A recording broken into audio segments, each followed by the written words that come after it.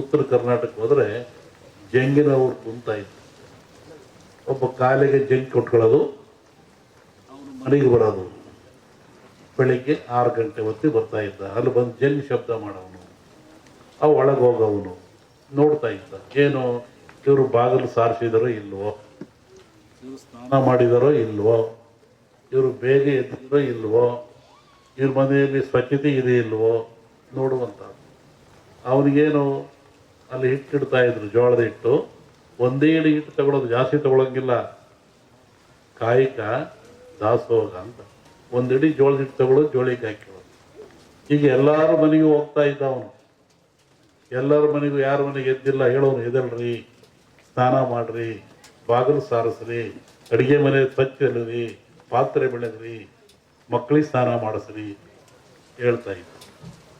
ಅವರು ಮಾಡಲಿಲ್ಲ, ಕೆಲವರು ಬಿಟ್ಟು. ಅದಕ್ಕೆ ಏನು ಮಾಡ್ತಾ ಇದ್ರು, ಅಲ್ಲೊಬ್ಬ ಮಠಸ್ಥರು, ಸ್ವಾಮಿಗಳು, ಮಠ ಅಂತಿರ್ತಾರೆ, ಅವ್ರಿಗೆ ಹೇಳ್ತಾ ಇದ್ರು, ನೋಡಿ ಇಂಥರ ಮನೆಗೆ ಹೋಗಿದ್ದೆ, ಅವ್ರು ಎದ್ದಿಲ್ಲ, ಸಾರಿಸಿಲ್ಲ, ಸ್ನಾನ ಮಾಡಿಲ್ಲ. ಅವಾಗ ಅವರೇನು ಮಾಡಿರೋರು, ಶಸ್ತ್ರ ಪವಾಡ ಅಂತ ಕಳ್ಸರು, ಮುಳ್ಳಾವಿಗೆ. ಇವತ್ತು ಅವೆಲ್ಲ ಒಂದು ಆಡಂಬರದ ವಸ್ತುವಾಗಿಬಿಟ್ಟಿದ್ದಾವೆ. ಒಬ್ಬ ಬರೋನು, ಗಂಟೆ ಅಲ್ಲಾಡಿಸೋನು, ಮನೆ ಮುಂದೆ ಮುಳ್ಳಾವಿಗೆ ಮೇಲೆ ನಿಂತ್ಕೊಳ್ಳೋನು. ಮುಳ್ಳಾವಿಗೆ ಮೇಲೆ ನಿಂತ್ಕೊಂಡ್ರೆ ನೋವು ಯಾರಿಗೆ? ನಿಂತವನಿಗೆ. ಗಂಟೆ ಅಲ್ಲಾಡಿಸ್ ಜನವೆಲ್ಲ ನೋಡ್ತಾ ಇದ್ರು, ಯಾಕೆ ನಿಂತ್ಕೊಂಡಿದ್ದೀರಿ ಸ್ವಾಮಿ, ಏನು ಕೆಲಸ? ನೋಡಿ, ಇವ್ರು ಬೆಳಿಗ್ಗೆ ಬೇಗ ಹೇಳ್ತಾ ಇಲ್ವಂತೆ, ಇವರು ಸ್ನಾನ ಮಾಡಲ್ವಂತೆ, ಇವ್ರ ಮಕ್ಳಿಗೆ ಸ್ನಾನ ಮಾಡಿಸಲ್ವಂತೆ, ಎದ್ದುಗಳು ಹಂಗೆ ಕಾಫಿ ಕುಡಿತಾರಂತೆ, ಯಾವುದೋ ಆಚರಣೆ ಇಲ್ವಂತೆ. ಅದಕ್ಕೆ ನಾನು ಮುಳ್ಳಾವಿಗೆ ನಿಂತ್ಕೊಂಡು ಗಂಟೆ ಅಲ್ಲಾಡಿಸ್ತಾ ಇದ್ದೆ. ಒಬ್ಬ ಭಕ್ತನ ಉದ್ಧಾರಕ್ಕಾಗಿ ಒಂದು ಸಮಾಜದ ಏಳಿಗೆ ಎಂಥ ವ್ಯವಸ್ಥೆ ಇಟ್ಟಿತ್ತು ಸಮಾಜ ಹಿಂದೆ. ಒಬ್ಬ ಗುರು ಬಂದು ನೋವು ತಗೊಳ್ತಾ ಇದ್ದ.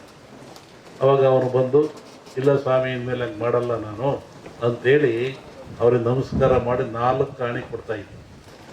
ನೋಡಿ, ಕಾಯಕ ಸಿಕ್ಕಾಪಟ್ಟ ದುಡ್ಡು ತಗೊಳಂಗಿಲ್ಲ. ಒಂದು ಇಡಿ ಹಿಟ್ಟು ಅವಂದು, 4 ಕಾಣಿ ಇವನ್ನಷ್ಟೇ ಇಳಿದು ಹೋಗ್ತಾ ಇದ್ದ. ಅದಕ್ಕೂ ಮೀರ್ತಿದ್ರು ಕೆಲವರು. ಆವಾಗ ಅವ್ರಿಗೆ ಶಸ್ತ್ರೂಪ ಮಾಡೋದು ಮತ್ತೊಬ್ಬರನು ಅವನ ಮನೆ ಮುಂದೆ ಬಂದು ಮುಳ್ಳಾವಿಗೆ ಮೆಟ್ಕೊಂಡು, ಈ ಬಾಯಿಗೆ ಉದ್ದಕ್ಕೆ ಈ ಬಾಣದಂಗೆ ಇರುತ್ತಲ್ಲ ಶೂಲ, ಅದು ಚುಚ್ಕೊಂಡ್ಬಿಡ್ತಿದ್ದ.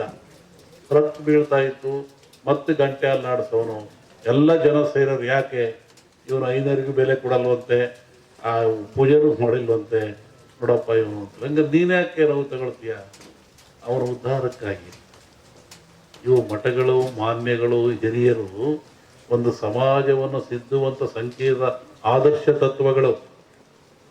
ಅವನು ನೋವು ತಗೊಳ್ತಿದ್ದ, ಮತ್ತೆ ಅವನು ಕೆಳಗಿಳಿತಾ ಇದ್ದ, 1 ರೂಪಾಯಿ ತಗೊಂಡು ಹೋಗ್ತಾ ಇದ್ದ. ಇಂತಹ ಒಂದು ವ್ಯವಸ್ಥೆ ಈ ಸಮಾಜದಲ್ಲಿ ಇತ್ತು.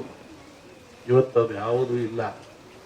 ಇವತ್ತು 500 ಕರಿಯರು, ಸ್ವಾಮಿಯರು ಕರಿಯರು, ವಾರ ಕರಿಯರು, ಹಬ್ಬಕ್ಕೆ ಕರಿಯರು, ಅಲ್ಲೂ ಇಲ್ಲ. ಈಗ ಹುಟ್ಟಿದಾಗ ಸತ್ತಾಗ 2 ಸತಿ ಕರೀತಾರೆ. ಅದು ಇದು ಇಲ್ಲೂ ಗೊತ್ತಿಲ್ಲ.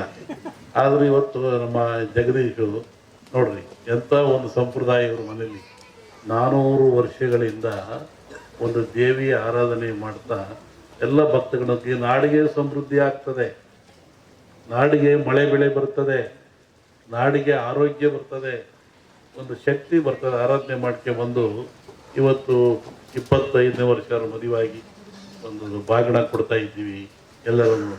ಇಲ್ಲಿ ನೋಡ್ರಿ, ಬಾಗಿಣ ಅಂದ್ರೆ ಮದುವೆ. ಮದುವೆ ಅಂದರೆ ಏನು, ಮಾಂಗಲ್ಯ ಅಂದರೆ ಏನು, ಸೀರೆ ಅಂದರೆ ಏನು, ಆನಂತರ ತಲೆ ಕಟ್ತಿರೋ ಬಾಸಿಂಗ ಅಂದರೆ ಏನು, ಎಲ್ಲವಕ್ಕೂ ಅರ್ಥ ಇದೆ. ಬಾಗಿಣ ಹೆಣ್ಣು ಮಕ್ಕಳಿಗೆ ಕೊಡ್ತಾರೆ. ಏನು ಬಾಗಿನ? ಬಾಗಣ ಅಂತೀವಿ ನೋಡಿ. ಬಾಗಿನ, ಬಾಗಿ ನಡೆಯಬೇಕು ಮಗಳೇ.